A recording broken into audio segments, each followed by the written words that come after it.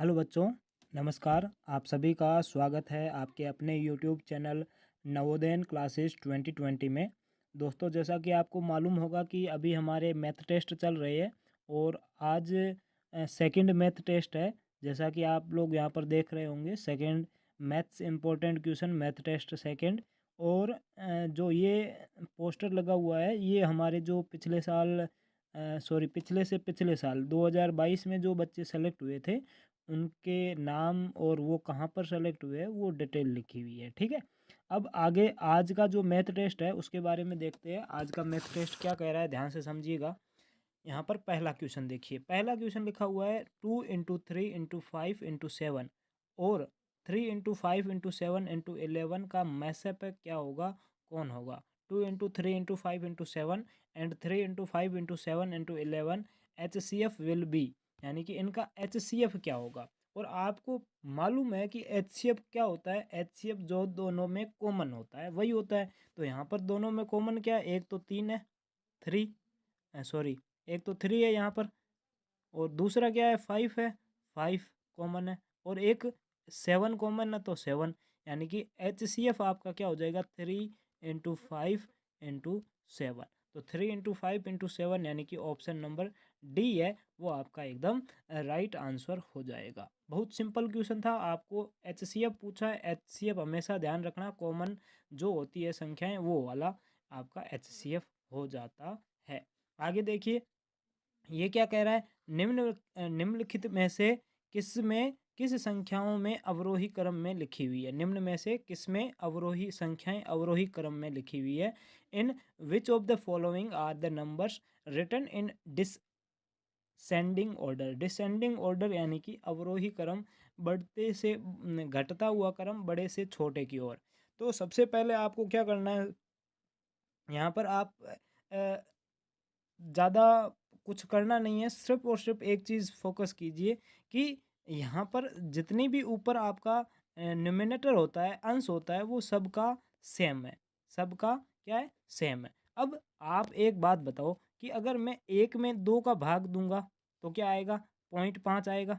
और अगर मैं 1 में 3 का भाग दूंगा तो क्या आएगा, 0.3 आएगा।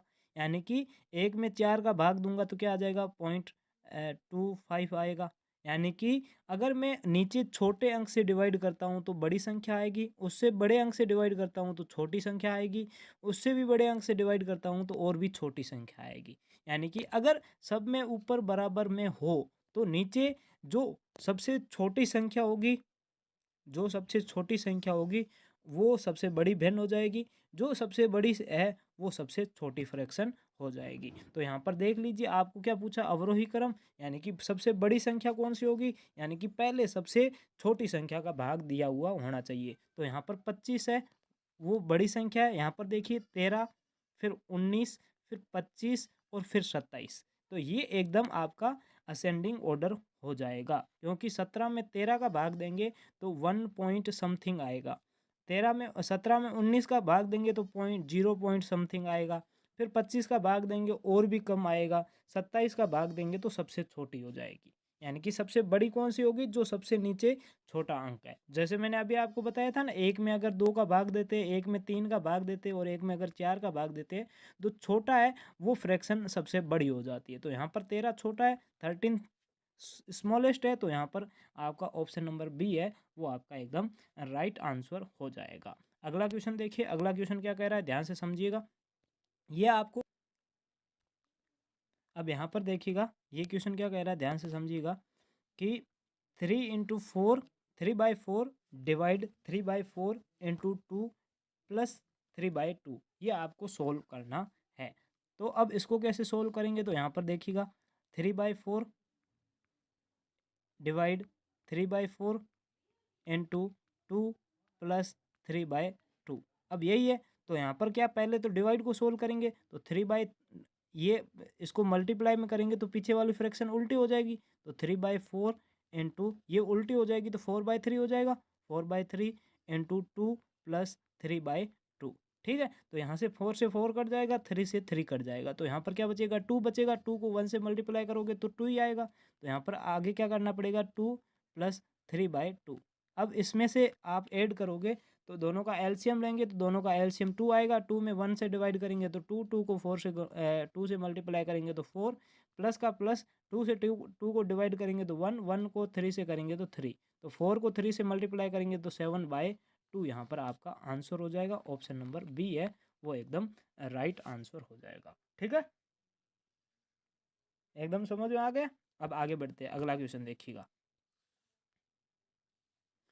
अगला क्वेश्चन देखिए यहाँ पर क्या कह रहा है क्वेश्चन। हाँ, चौथा क्वेश्चन है आपका कि संख्या ज्ञात करे जिसे -15 में जोड़ा जाए तो वह -25 प्राप्त करने के लिए क्या संख्या अपन जोड़ेंगे। यानी कि the find the number which should be added to -15 to get number -25। अब आपको ये पता करना है कि -15 में क्या आप और जोड़ें, क्या आप प्लस और करें ताकि वो -25 हो जाए। क्या हो जाए? -25 हो जाए।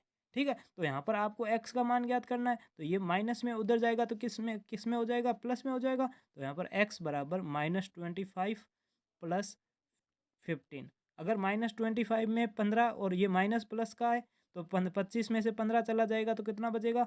-15 बच जाएगा, सॉरी -10 बच जाएगा। देखो अपन घटाएंगे तो 25 में से 15 को घटाएंगे तो 10 बचेगा।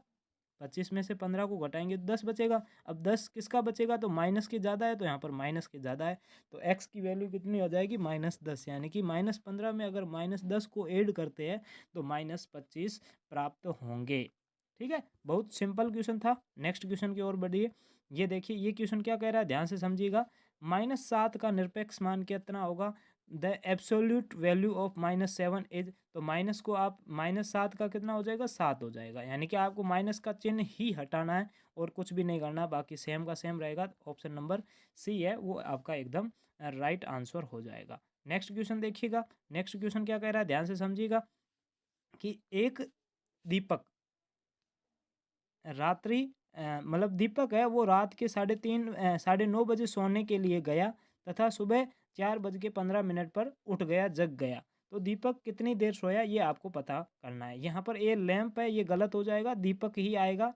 दीपक वेंट टू, दीपक क्योंकि दीपक बॉय का नाम है। ठीक है, Deepak went to sleep at 9:30 in the night and woke up at 4:15 in the morning. Then how long did Deepak sleep. आपको दीपक कितने घंटे सोया ये आपको बताना है। इंग्लिश मीडियम वाले थोड़ा सा सही कर लेना, लैंप की जगह दीपक ही आएगा, इंग्लिश में कन्वर्ट नहीं होगा, दीपक का लैंप हो जाएगा। ठीक है, तो यहाँ पर आपको क्या करना है, 9:30 सोने गया। मैंने ये क्वेश्चन वैसे पहले से समझा के रखे, और 4:15 पर जग गया। तो पहले तो आपको क्या करना है, बीच का जो 12 बजता है उस तक आपको टाइम ज्ञात करना है। तो यहाँ पर 12 कितने बजे बजेंगे? रात के 12 बजे तक बजेंगे। तो रात के 12 बजे तक वो कितने घंटे सोया वो पहले निकालेंगे। तो 12 का मतलब 11:60। 11:60 में से 9:30 घटा देंगे तो कितना आ जाएगा? 30 मिनट, और इधर 2 घंटे, यानी कि 2 घंटे 30 मिनट ये टाइम लगाएगा। रात के 12 बजे तक वो कितनी देर सोया? तो 2 घंटे 30 मिनट तक सोया। और 12 बजे से लेकर 4:15 तक कितने बजे सोया? तो जितना टाइम हुआ उतना ही सोया होगा, तो 4 घंटे 15 मिनट। तो अब इनको जोड़ दो, 2 घंटे 30 मिनट प्लस 4 घंटे 15 मिनट, इसको आप जोड़ोगे तो 45 मिनट, और इधर 6 घंटे, 6 घंटे 45 मिनट। यानी कि ऑप्शन नंबर सी है वो आपका एकदम राइट आंसर हो जाएगा। बहुत सिंपल क्वेश्चन था, बहुत ज़्यादा सिंपल था। आपको सिर्फ टाइम ज्ञात करना था और टाइम यहाँ पर आराम से हो जाता है। आगे देखिए ये क्वेश्चन देखिएगा क्या लिखा हुआ है। एक विद्यालय में 200 विद्यार्थी है, टोटल कितने स्टूडेंट है? 200। 50 विद्यार्थी केवल क्रिकेट खेलते हैं, ठीक है। 110 विद्यार्थी सिर्फ फुटबॉल खेलते हैं, शेष विद्यार्थी बैडमिंटन खेलते हैं, तो कितने प्रतिशत विद्यार्थी बैडमिंटन खेलते हैं? There are 200 student in a school, 50 student play only cricket, 110 student play only football, rest of the play badminton, what is the percentage of badminton. तो पहले तो आपको परसेंटेज निकालने के लिए क्या करेंगे, पहले तो जिसका परसेंटेज निकाल रहे हैं वो ऊपर आएगा, टोटल नीचे आएगा, और उसको 100 से मल्टीप्लाई करेंगे। तो यहाँ पर हमें किसका, बैडमिंटन कितने खेलते हैं वो आपको पता करना है। तो टोटल यहाँ पर स्टूडेंट कितने हैं? टोटल 200 है, जिसमें से 50 क्रिकेट खेलते हैं तो 50 हम घटा देंगे तो 150 आ जाएगा। उसमें से भी 110 आपके फुटबॉल खेलते हैं, तो पीछे कितने बचे? 40 विद्यार्थी है वो जो पीछे बचे हैं वो बैडमिंटन खेलते हैं। तो बैडमिंटन कितने खेलते हैं, कितने प्ले करते हैं बैडमिंटन? तो 40। तो 40 अपॉन नीचे हमेशा टोटल आएगा, टोटल कितना? 200 स्टूडेंट, तो 200 इंटू 100, तो 2 जीरो से 2 जीरो कट जाएगा, 2 से 40 कटेगा 20 बार, तो 20% आपका आंसर हो जाएगा। अब यहाँ पर देख लीजिए 20% कहाँ पर? ऑप्शन नंबर बी है, यानी कि ऑप्शन नंबर बी है वो आपका एकदम राइट आंसर होगा। अगला देखिए ये क्वेश्चन क्या कह रहा है, ये सिंपल है। क्या लिखा हुआ है? 64 भाग 8 प्लस 9 माइनस 2 इंटू 3। तो पहले तो डिवाइड करेंगे, 64 में 8 को डिवाइड करेंगे तो 8 आएगा, 64 में 8 का डिवाइड करेंगे 8 आएगा, प्लस 9 माइनस 2 इंटू 3, 2 इंटू 3। अब 2 और 3 को गुणा करेंगे तो कितना आ जाएगा? 8 प्लस 9 माइनस 2 को 6 3 से मल्टीप्लाई करेंगे तो 6 आ जाएगा, तो यहाँ पर 6 आ गया। अब 9 में से 6 को माइनस करेंगे तो कितना आ जाएगा? 3। तो 8 प्लस 3 करेंगे तो 8 और 3 कितने हो जाएंगे? 11, यानी कि ऑप्शन नंबर बी है वो आपका एकदम राइट आंसर हो जाएगा। ऐसे नहीं करना चाहते, पहले जोड़ना चाहते हो तो 9 और 8 दोनों प्लस के है तो दोनों को जोड़ेंगे 17, 17 में से 6 माइनस करेंगे तो भी 11 ही आपका आंसर आएगा। ठीक है, इस चीज़ को ध्यान रखना, माइनस प्लस अच्छे से करना। आगे देखिए ये क्वेश्चन क्या कह रहा है, यदि एक वर्गाकार आंगन है वो 200 उसका परिमाप 200 मीटर है तो उसका क्षेत्रफल कितना होगा? अब यहाँ पर मान लो कि ये एक स्क्वायर है, ये स्क्वायर है वो आपका पेरीमीटर दिया हुआ है स्क्वायर का कितना है? 200। अब आपको पता है पेरीमीटर परिमाप क्या होता है? सभी भुजाओं का योग होता है, या आयत का जो वर्ग का परिमाप, वर्ग का परिमाप क्या होता है? 4 गुणा भुजा, 4 इंटू साइड। ठीक है, तो यहाँ पर 4 गुणा भुजा बराबर परिमाप कितना है? 200 है, तो 200 तो भुजा कितनी आ जाएगी? साइड, यानी कि भुजा कितनी आ जाएगी? तो यहाँ पर भुजा आपकी आ जाएगी, ये मल्टीप्लाई में 4 तो इधर आते ही भाग में हो जाएगा, तो 200 भाग 4 करेंगे तो कितना आ जाएगा? 50, यानी कि उसकी एक भुजा की माप कितनी है? 50, ये भी 50 होगा, ये भी 50 होगा, और ऊपर वाली ये भी 50 होगी, 50 होगी। ठीक है, अब आपको क्षेत्रफल पूछा है तो क्षेत्रफल का फॉर्मूला क्या है? भुजा इंटू भुजा, साइड इंटू साइड, या फिर भुजा स्क्वायर। तो 50 गुणा 50 करेंगे तो कितना आ जाएगा? 50 इंटू 50, तो 2 जीरो यहाँ पर, 1 जीरो ये और 1 जीरो ये, पीछे 2 जीरो लगा लो, फिर 5 को 5 से मल्टीप्लाई करो दो, तो 25 आपका आंसर हो जाएगा। 2500 वर्ग मीटर, स्क्वायर मीटर आपका एकदम राइट आंसर आएगा। ये सिर्फ मीटर नहीं आएगा, क्योंकि हमेशा ध्यान रखना, आपको जब भी एरिया निकालना हो, जब भी क्षेत्रफल निकालना हो, तो पीछे स्क्वायर लिखा हुआ होगा और हिंदी में वर्ग लिखा हुआ होगा, सिर्फ आपको मीटर नहीं मिलेगा। ठीक है, तो इस चीज़ का ध्यान रखना। अगर परिमाप होता तो ये मीटर सीधा आ जाता, लेकिन क्षेत्रफल में पीछे वर्ग मीटर ही आएगा, तो ऑप्शन नंबर डी है वो आपका एकदम राइट आंसर हो जाएगा। आगे देखिए अगला क्वेश्चन, सुरेश के पास कुछ मुर्गियां हैं जिनके पैरों की संख्या 80 है, तथा उनके पास कुछ बकरियां हैं जिनके पैरों की संख्या 40 है। मुर्गियों और बकरियों का कुल संख्या कितना है? तो आपको पता है मुर्गी के पैर कितने होते हैं? तो मुर्गी के पैर 2 पैर होते हैं, तो यहाँ पर मुर्गी के पैरों की संख्या कितनी है? 80 है, तो मुर्गियाँ कितनी होगी? एक मुर्गी के 2 पैर होते हैं, तो 80 मुर्गियों के कितने पैर होंगे? तो 80 इंटू 80 पैर है, यहाँ पर 80। देखो एक मुर्गी के 2 पैर होते हैं ये तो पता है, लेकिन हमें मुर्गियों की संख्या नहीं पता है, लेकिन मुर्गियों के पैर कितने हैं? 80 है, तो मुर्गियाँ कितनी होगी? 40 मुर्गियाँ होगी। हैन कितनी होगी? 40। अब ये मुर्गियाँ तो 40 हो गई, हैन है वो तो आपकी 40 हो गई। आगे क्या दिया हुआ है? कुछ बकरियों के पैरों की संख्या कितनी है? 40 है, तो एक बकरी के 4 पैर होते हैं, तो 40 पैर कितने बकरियों के हो जाएंगे?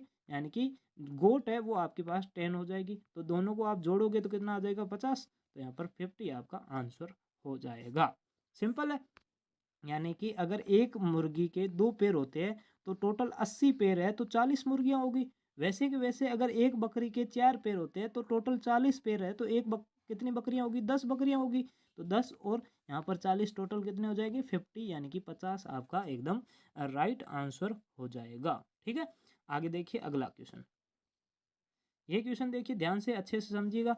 एक साइकिल सवार है वो 3 मिनट में 1.2 किलोमीटर दूरी तय करता है। ठीक है भाई, उसकी किलोमीटर प्रति घंटा चाल क्या होगी? आपको किलोमीटर प्रति घंटे चाल पूछी है, तो आप क्या करोगे, या तो इसको पहले मिनट को किलोमीटर में चेंज कर दो, सॉरी घंटे में चेंज कर दो, तो घंटे में चेंज करेंगे तो 3/60 यानी कि 3/60, 1 मिनट 1 घंटे में 60 मिनट होते हैं, तो ये आपका घंटा हो गया। ठीक है, अब आपकी चाल ये डिस्टेंस दी हुई, अब स्पीड का पूछा है तो स्पीड बराबर डिस्टेंस डिस्टेंस अपॉन टाइम, यानी कि दूरी दूरी बट्टे चाल। तो डिस्टेंस आपकी कितनी है, 1.2 है, 1.2 किलोमीटर बट्टे नीचे क्या आएगा, 3/60। अब ये ऊपर जाएगा तो 1.2 इंटू 60 अपॉन 3। अब ये 3 से ये कट जाएगा, 60 ही सीधा काट जाएगा, 20 आ जाएगा, ये 20 बार कट जाएगा। अब 20 को 1.12 से मल्टीप्लाई कर दो, तो पहले जीरो है, यहाँ पर जीरो का जीरो आ जाएगा, 12 को 2 से मल्टीप्लाई करोगे तो 24, पॉइंट 1 के अंक के बाद है तो पॉइंट यहाँ पर लग जाएगा, और आपका आंसर कितना आ जाएगा, 24। तो यहाँ पर कितना होगा, 24 किलोमीटर प्रति घंटा उसकी चाल हो जाएगी। ऑप्शन नंबर बी है, सॉरी ए है, वो आपका एकदम राइट आंसर होगा। यहाँ पर मीटर नहीं होगा, सेकेंड नहीं होगा, मीटर नहीं होगा, यहाँ पर मीटर नहीं होगा। तो 24 किलोमीटर प्रति घंटा ऑप्शन नंबर ए है, वो आपका एकदम राइट आंसर हो जाएगा। अगला देखिए, यदि 4 कलम है उसका मूल्य कितना है, 16 रुपये। नहीं, 4 पेन है उसका मूल्य 16 पेंसिल के बराबर में है, तो 96 पेंसिल के बदले में कितनी कलम ली जा सकती है। If the cost of 4 pen is equal to the cost of 16 pencil, then how many pens be taken the 96 pencil. अब यहाँ पर मतलब ये है कि कोई बच्चा है जो है ना 16 पेंसिल देता है और उसके बदले में 4 पेन लेता है। ठीक है, तो 4 पेन लेने के लिए उसने कितनी पेंसिल दी, 16 पेंसिल दी। यानी कि अगर इतना समझ में आ गया। अब दूसरा बच्चा है उसके पास 96 पेंसिल है, तो उसको पेन कितनी मिलेगी, तो आप इसको मल्टीप्लाई कर दो कि यानी कि कितना हो जाएगा, 16 का पहाड़ा बोलो 96 आ जाए 6 बार, यानी कि जो पहले पहले वाले बच्चे से इसके पास कितना गुना पेंसिल ज़्यादा है, 6 गुना ज़्यादा है, तो ये भी पेन 6 गुना ज़्यादा ही देगा, तो इसको 6 से गुना करेंगे तो 24 आ जाएगा। यहाँ पर 24 आ गया। ऐसे नहीं आता है तो ऐसे यहाँ पर 24 हो गया। ऐसे नहीं पता है तो एक 4 पेन के बदले में कितने पेंसिल मिलता है, 16। तो एक पेन के बदले में कितनी पेंसिल देगा, 4। अब एक पेन के बदले में 4 पेंसिल ले रहा है, तो 96 पेंसिल के लिए 4 का भाग दे दो, तो यहाँ पर कितना आ जाएगा, 4 2 जा 8, फिर 1 बचेगा, 4 4 जा 16, यानी कि आपके 24 पेन कलम जो भी आपका हो वो आपका आंसर हो जाएगा। ठीक है, option number C is your right answer. आगे देखिए, अगला क्वेश्चन देखिए, यहाँ पर x की वैल्यू पूछी है, x का 5% प्लस 75 का 16% 16 है, तो x की वैल्यू कितनी होगी ये पूछा है। तो यहाँ पर अच्छे से समझिए, मान लो कि यहाँ पर देखो x का 5%, x इंटू 5/100, ठीक है, प्लस 75 का कितना, 16%, यानी कि 16/100, ये बराबर किसके है, 16 के बराबर में है। ठीक है, अब यहाँ पर आप इसको फाइंड आउट कर सकते हैं, ये दोनों 25 से कट जाएंगे, तो 25 5 25 तिया 75, 25 चौके 100, और 4 से ये कट जाएगा, 4 चौके 16, और इन दोनों को आप मल्टीप्लाई करोगे तो 12 आ जाएगा, यानी कि x इंटू 5/100 प्लस इधर काट के कितना बच जाएगा, 12 बराबर 16। ठीक है, अब अगर आप इसको भी काटना चाहो तो काट दो, 5 एकम 5, 20 पंजो 100, तो यहाँ पर कितना आ जाएगा, ऊपर x बचेगा, बट्टे में 20 आ जाएगा, प्लस 12 बराबर 16। ठीक है, अब ये 12 प्लस में है, आप डायरेक्ट उधर नहीं भेज सकते हो, आप पहले इसका एलसीएम ले लो, तो यहाँ पर एलसीएम कितना हो जाएगा, 20 हो जाएगा, तो यहाँ पर एलसीएम 20 आ गया। 20 में 20 का भाग देंगे तो एक को x से गुणा करेंगे तो कितना आ जाएगा, x प्लस 20 इंटू 12 करेंगे तो कितना हो जाएगा, 12 दूनी 24, और यहाँ पर 240 बराबर 16। ठीक है, अब 20 को इधर लेके जाएंगे तो गुणा करेंगे 16 20 से, तो इधर कितना आ जाएगा, 16 इंटू 20, तो यहाँ पर कितना बचेगा, x प्लस 240 बराबर में 16 को 20 से गुणा करेंगे तो 16 दूनी 32 और 0 का 0। अब ये आपको प्लस वाला उधर लेके जाओगे तो माइनस में आ जाएगा, तो 240। अब माइनस में से ये माइनस कर दो, कितना बच जाएगा, 0 का 0, 12 में से 4 गएगा 8, और यहाँ पर 2 में से 2 जाएगा तो 0, यानी कि 80 आपका आंसर आ जाएगा। ऑप्शन नंबर जो बी है वो आपका एकदम राइट आंसर हो जाएगा। ठीक है, अगर ऐसे नहीं करना चाहिए था तो आप वैसे भी कर सकते हो, सेम ही रीजन है। अब यहाँ पर ऐसे कर लो, पर मैंने जो तरीका बताया वो ठीक है। ठीक है, वैसे थोड़ा टाइम ज़्यादा लग सकता है लेकिन आपका हर बार ऐसे सही हो जाएगा। वैसे कई बार गलत भी हो सकता है लेकिन ज़्यादातर यहाँ पर सही हो जाता है। यहाँ पर देखो ये एक्स बाई 20 बट प्लस 12 बराबर 16 है, तो ये 12 प्लस में उधर जाएगा तो किस में हो जाएगा, माइनस में हो जाएगा। तो यहाँ पर -12 करेंगे तो कितना हो जाएगा, इधर तो एक्स बाई 20 बचेगा बराबर, इधर क्या हो जाएगा 4 बचेगा। अब ये 20 भाग में उधर जाते ही गुणा में हो जाएगा, तो 20 इसको गुणा कर लो, तो 4 को 20 से गुणा करेंगे तो 80 आपका आंसर हो जाएगा। ऑप्शन नंबर बी है वो आपका एकदम राइट आंसर हो जाएगा। अगला क्वेश्चन देखिए, भव्या ने एक पुरानी घड़ी 87 रुपये में खरीदी। उसने इसकी मरम्मत पर 10 रुपये लगाए, फिर उसे 105 में बेच दिया। उसको लाभ या हानि हुई वो बताओ। A Bhavya bought a old watch from 87 rupees, he spend 10 on its repair and then sold it 105 rupees, find the profit और लॉस। अब आपको क्या है, मैंने आपको बताया था सीपी क्या होता है, क्रय मूल्य क्या होता है, जितने में हमने खरीदी 87 में खरीदी ठीक है, प्लस उसके ऊपर जितना खर्चा किया है ना, जितना हमने रिपेयर के लिए लगाया 10 रुपये लगाया वो भी काउंट होगा। तो यहाँ पर आपका सीपी क्रय मूल्य कितना होगा, 97 हो जाएगा। अब उसको बेचा कितने में, सेलिंग प्राइस यानी कि विक्रय मूल्य एसपी कितना है, 105 है, 105 में। तो 92 में खरीदा और 105 में बेच दिया, यानी कि हुआ तो प्रॉफिट है। प्रॉफिट कितना हुआ, तो 105 में से 92 को माइनस कर दो, तो यहाँ पर 8 और 5 13 रुपये, यानी कि 13 रुपये का लाभ हुआ। ऑप्शन नंबर सी है वो आपका एकदम राइट आंसर हो जाएगा। ठीक है, आगे बढ़िए, अगला क्वेश्चन देखिए क्या कर, हाँ इसको आप पहले यहाँ पर समझ लीजिए। आंचल है किसी बैंक से 1500 रुपये उधार लेती है, यदि बैंक की ब्याज दर 11% वार्षिक है तो 2 वर्षों बाद उसे कितनी राशि लौटानी पड़ेगी, ये पूछा है। ठीक है, Anchal borrowed 1500 rupees from a bank and if the interest rate of the bank is 11% per annum, then how much amount will be it have to return in 2 years। आपको पूछा है कि 2 वर्षों बाद आफ्टर 2 ईयर उसको टोटल वापस कितनी money करनी पड़ेगी, ये पूछा है। तो टोटल हम कब करते हैं, जब मिश्रधन फाइंड आउट करते हैं, यानी कि जो हमने उधार लिए वो तो वापस देंगे ही देंगे, उसके साथ में ब्याज भी देंगे। तो पहले तो ऐसा ही ज्ञात करो, साधारण ब्याज बराबर मूलधन गुणा दर गुणा समय बटे 100 पीआरटी बटे 100। तो मूलधन कितना है 500 गुणा दर कितनी है 11%, 11 इंटू टाइम कितना है 2 वर्ष का, 2 वर्ष बटे 100। 2 जीरो से यहाँ पर 2 जीरो कट जाएगा। अब 11 को 2 से गुणा करोगे तो 22, तो 15 इंटू 22 हो जाएगा। अब इसको मल्टीप्लाई करो, 15 दूनी 30 हासिल 3, 15 दूनी 30 और 3 33, यानी कि 330 रुपये का लाभ सॉरी इंटरेस्ट लगेगा, ब्याज लगेगा। यानी कि उसने 1500 तो रुपये लिए थे, प्लस उसे 330 रुपये और देने पड़ेंगे ब्याज के, तो वो टोटल कितने देंगे, तो 1500 में 330 को जोड़ोगे तो 1830 रुपये उसको वापस आंचल को टोटल वापस देने पड़ेंगे। यानी कि आपका मिश्रधन कितना आ जाएगा 1830। ऑप्शन नंबर बी है वो आपका एकदम राइट आंसर हो जाएगा। देखो यहाँ पर ऐसा ही सिर्फ साधारण ब्याज भी दिया हुआ है, लेकिन यहाँ पर काफ़ी बच्चे इतना करके ही सीधा ऑप्शन ए लगा लेते हैं, लेकिन आपको क्वेश्चन समझना पड़ेगा कि आपको ऐसा ही सिर्फ ऐसा ही पूछा है या टोटल पूछा है। तो टोटल हमेशा जो प्रिंसिपल होगा, मूलधन होगा, उसमें से माइनस कर जोड़ के आपको फाइंड आउट करना पड़ेगा। आगे देखिए, जब 20.2 को 18.1 से गुणा किया जाता है तो परिणाम को दशमलव के बिना निकटतम पूर्व में बदल when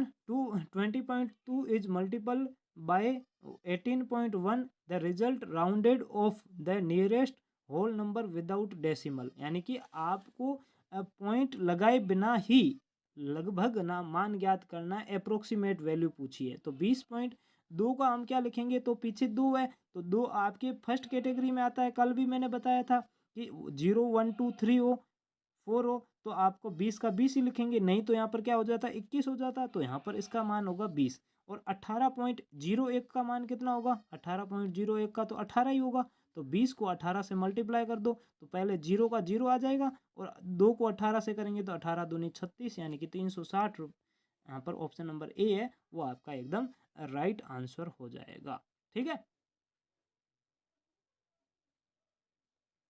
आगे देखिए, अगला क्या लिखा हुआ 17 क्वेश्चन 17 नंबर, विमाओं 40 मीटर और 60 मीटर में कितने आयताकार प्लॉट के मैदान जिनकी विमाएं 120 मीटर और 140 मीटर से काटे जा सकते हैं। अब मैं पहले ही बता देता हूँ, यहाँ पर डायमेंस दी हुई है 40 मीटर्स और 60 meter. How many rectangle plots are there, rectangle field whose dimensions are 120 meter and 160 meter can be cut from.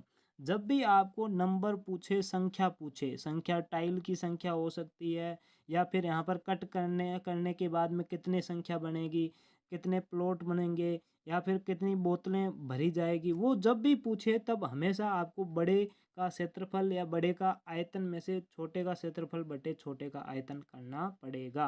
तो यहाँ पर दो भुजाएं हैं यानी कि आयताकार है, तो यहाँ पर आयत का बड़े आयत का क्षेत्रफल बटे छोटे आयत का क्षेत्रफल। तो बड़े आयत का क्षेत्रफल 120 इंटू 160 बटे छोटे आयत का क्षेत्रफल 40 गुणा 60, तो 40 गुणा 60। जीरो से ये जीरो कट जाएगा, जीरो से ये जीरो कट जाएगा। 6 से 6 एकम 6, 6 से ये 12 कटेगा 2 बार, और 16 एकम 16, 16 4 चौके 16, 16 4 से कटेगा 4 बार।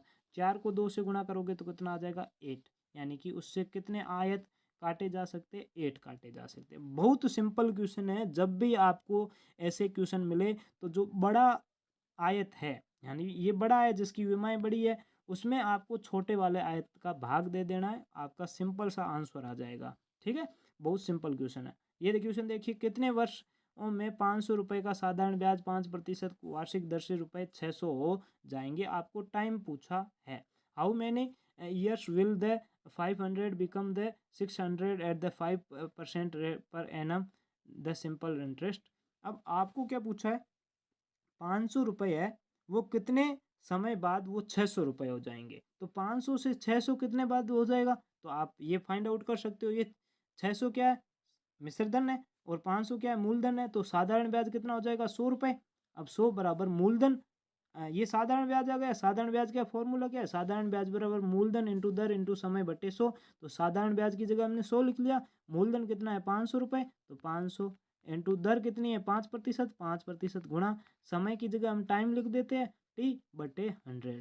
तो ये 2 जीरो से 2 जीरो कट जाएंगे, 5 को 5 से गुणा करेंगे तो 25 आ जाएगा। तो यहाँ पर कितना हो जाएगा, 100 बराबर 25 इंटू टाइम। अब यहाँ पर 25 गुणा में इधर आते ही भाग में हो जाएगा, तो 25, 100 से 25 को काटेंगे तो 4 वर्ष, यानी कि ऑप्शन नंबर बी है वो आपका एकदम राइट आंसर हो जाएगा। बहुत सिंपल क्वेश्चन था। अगला देखिए, यहाँ पर क्या लिखा हुआ है, किसी वर्ष में प्रथम अप्रैल का सोमवार है तो 18 अप्रैल को उसी दिन कौन सा वार होगा।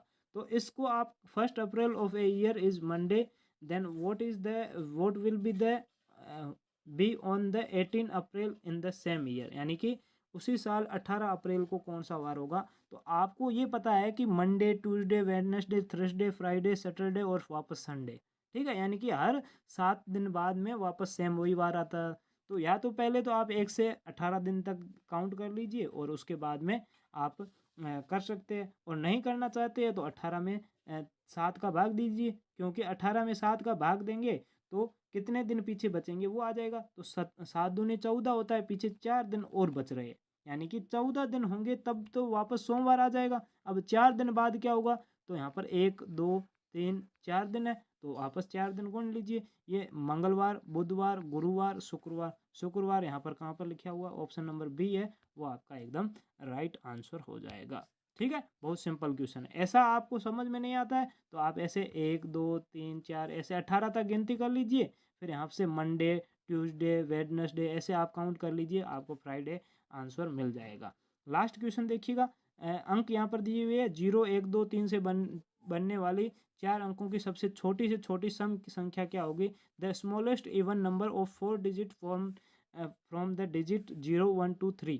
आपको डिजिट दिए हुए 0 1 2 3, ये 4 अंक दिए हुए, इससे छोटी से छोटी आपको बनानी है संख्या, लेकिन सम संख्या बनानी है। तो सम संख्या क्या होगी, तो पहले छोटी हमेशा 0 2 नंबर पर आएगा, तो पहले 1 1 0 2 और यहाँ पर 3। अब ये सबसे छोटी से छोटी संख्या बन गई, लेकिन ये सम संख्या नहीं है, तो सम संख्या इससे पहले एक वाला डिजिट है, तो इसको आप चेंज कर लो, यानी कि 1 0 3 को आगे कर लो और 2 को पीछे कर लो, तो 1 0 3 2, यानी कि आपका ऑप्शन नंबर बी है वो आपका एकदम राइट आंसर हो जाएगा। इससे ये सबसे छोटी से छोटी सम संख्या इवन नंबर है वो 1032 आपका बन जाएगा। तो आज के क्वेश्चन यहीं पे एंड होते हैं।